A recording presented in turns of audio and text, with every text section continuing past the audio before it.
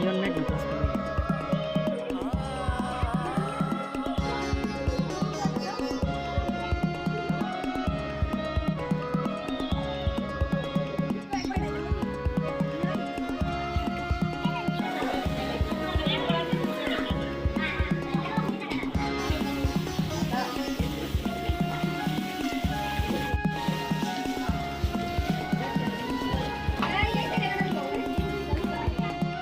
আজ কমলাসাগর কসবেশ্বরী মায়ের মন্দিরে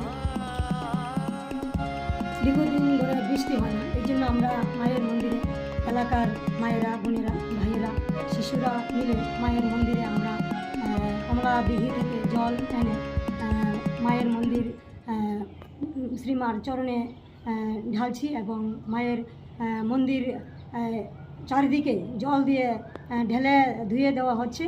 কারণ দীর্ঘদিন ধরে বৃষ্টি হচ্ছে না।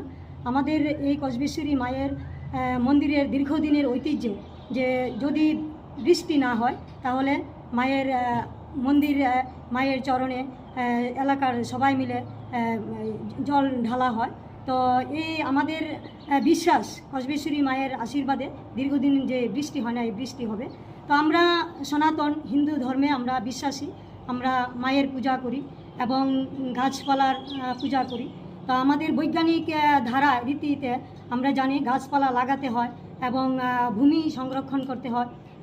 এই যে মৃত্তিকা মাটি, এই মাতৃভূমিকে সংরক্ষণ করতে হয়, পূজা করতে হয়, মান্যতা দিতে হয়। তো আমাদের এই বিশ্বাস বা আমরা এই আজ বর্তমানে যেই দীর্ঘদিন ধরে বৃষ্টি হচ্ছে না, এটা প্রকৃতি রুষ্ট হচ্ছে।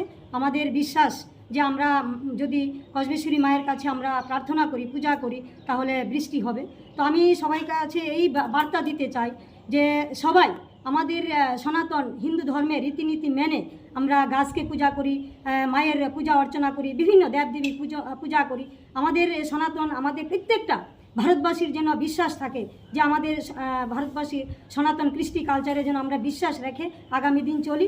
এবং আজ আমাদের যে কসবেশ্বরী মায়ের মন্দিরে আমরা জল ঢালছি কমলা দিঘি থেকে, মায়েরা, বোনেরা, ভাইরা সবাই মিলে, এটা আমরা আমাদের বিশ্বাস কসবেশ্বরী মায়ের আশীর্বাদে অতি শীঘ্র বৃষ্টি হবে।